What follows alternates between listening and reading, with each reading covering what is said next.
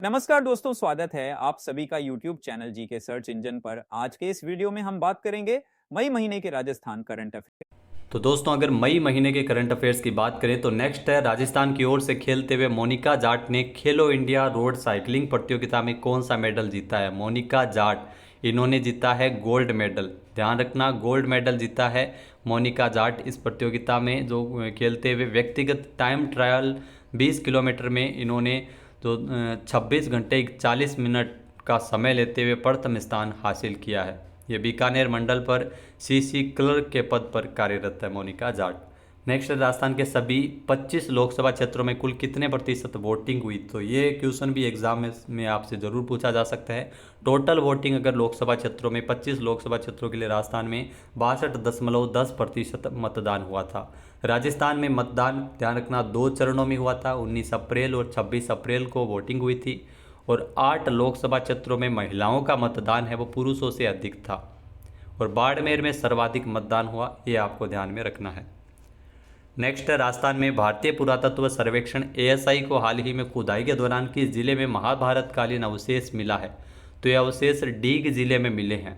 जी हाँ, एएसआई को खुदाई के दौरान ये डीग जिले में अवशेष मिले हैं महाभारतकालीन, जो इसमें यज्ञ कुंड, धातु के औजार, सिक्के आदि, माता देवी की प्रतिमा का सिर जो मौर्यकालीन था, ये अवशेष मिले हैं डीग जिले में।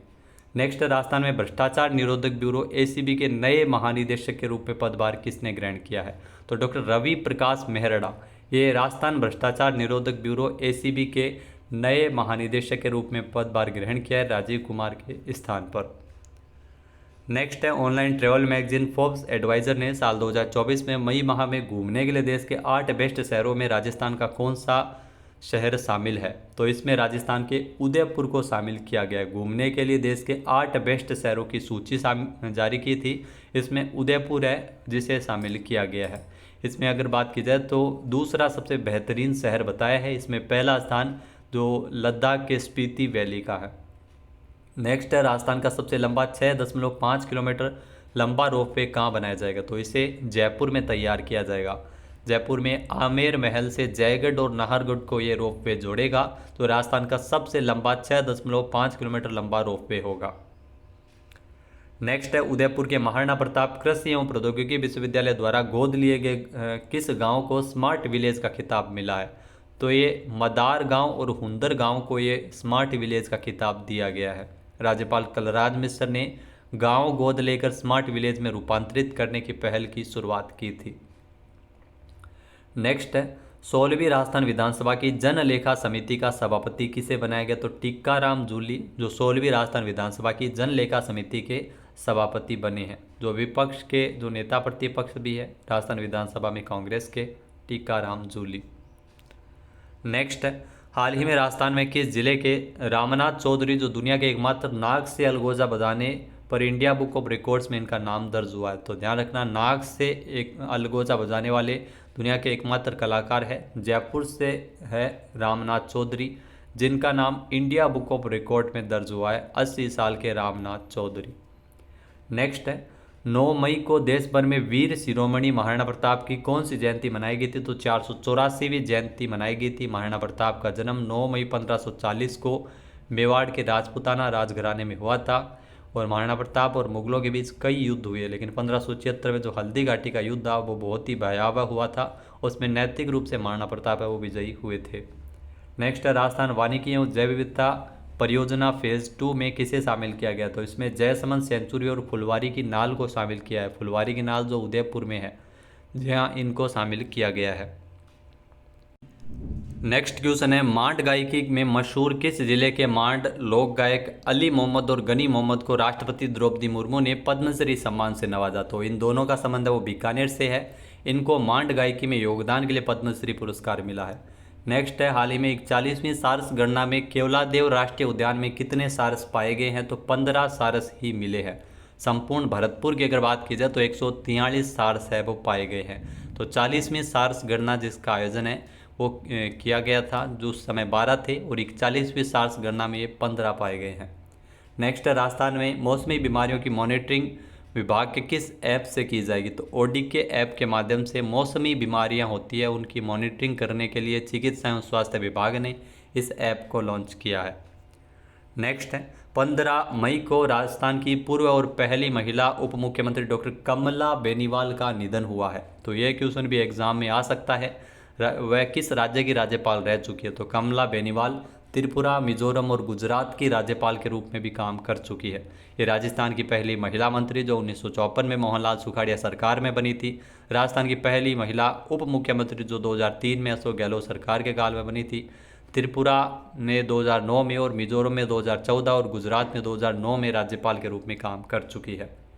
नेक्स्ट है हाल ही में चर्चा में रही तांबे के लिए प्रसिद्ध हिंदुस्तान कॉपर लिमिटेड की कोलीहान खदान राजस्थान के किस जिले में स्थित है। तो कोलीहान खदान ध्यान रखना चर्चा में रही थी, ये नीमका थाना जिले में स्थित है। यहाँ खेतड़ी नीमका थाना में है। यहाँ पर हादसा हुआ था, हादसे में 14 अफसर फंस गए थे 1875 फीट की गहराई और लिफ्ट की चैन टूटने के कारण। तो ये कोलीहान खदान है, ये नीमका थाना में है।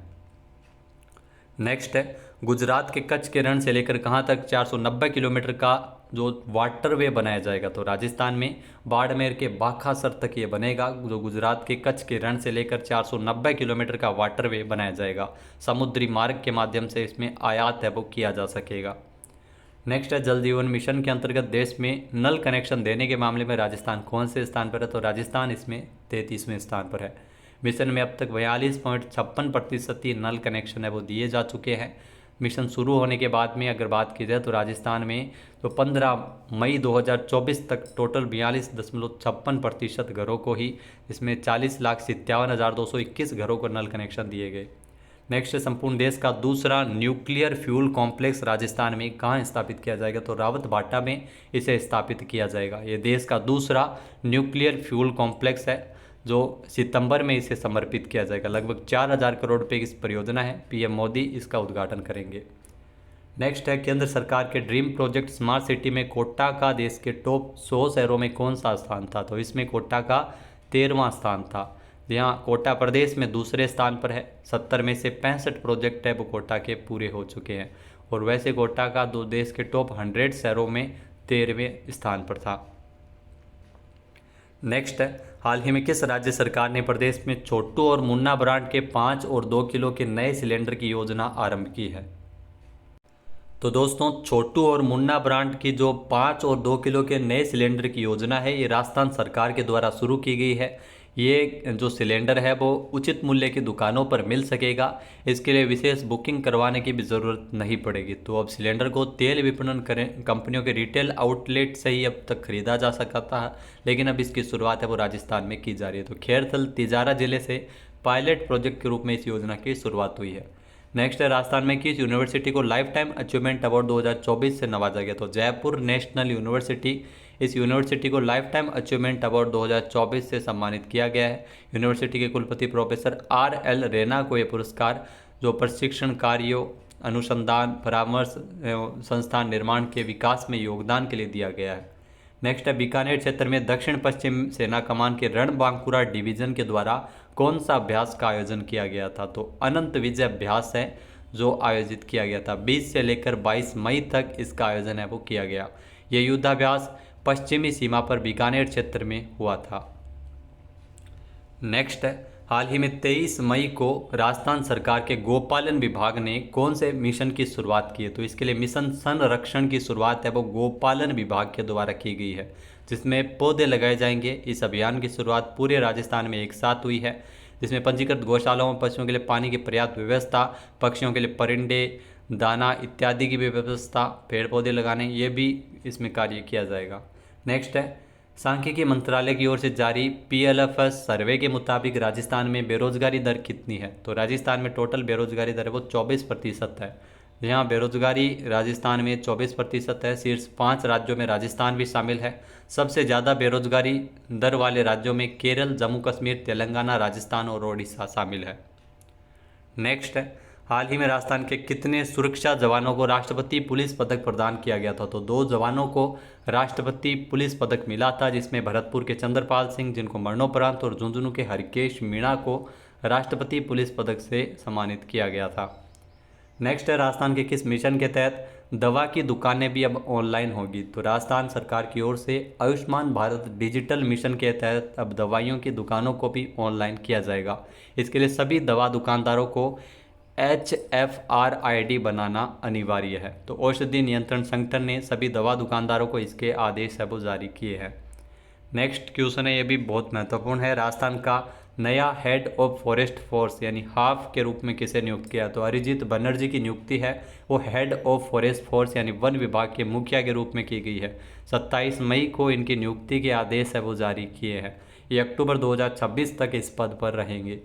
नेक्स्ट है, मिस राजस्थान के 26वें संस्करण में मिस राजस्थान 2024 का टाइटल किसने जीता है? तो हर्षिका बत्रा है ये मिस राजस्थान 2024 है वो बनी है। First runner up Arnika Jain और सेकंड रनर अप खुशी बेलावाला रही थी। नेक्स्ट है, राजस्थान विधानसभा की 16वीं विधानसभा की जो महिला एवं बाल कल्याण समिति का अध्यक्ष किसे मनोनीत किया है? तो शोभा चौहान ये राजस्थान विधानसभा की जो 16वीं विधानसभा की महिला एवं बाल कल्याण समिति की अध्यक्ष मनोनीत की गई है। नेक्स्ट है, राजस्थान राज्य प्रदूषण नियंत्रण मंडल कार्यालय का मुख्य रास्ता अब किस नाम से जाना जाएगा? तो रास्ते का नाम बदला गया है, अब इसे पर्यावरण मार्ग के नाम से जाना जाएगा। राजस्थान राज्य प्रदूषण नियंत्रण मंडल के सदस्य सचिव विजय एन के मुताबिक प्रदूषण की समस्या से निपटने के लिए पौधारोपण के प्रति जागरूक करने के लिए जालाना स्थित जो मंडल कार्यालय के मुख्य रास्ते पर जो सड़क के किनारों पर वृक्षारोपण करते हुए अब इसे पर्यावरण मार्ग है वो बनाया जाएगा।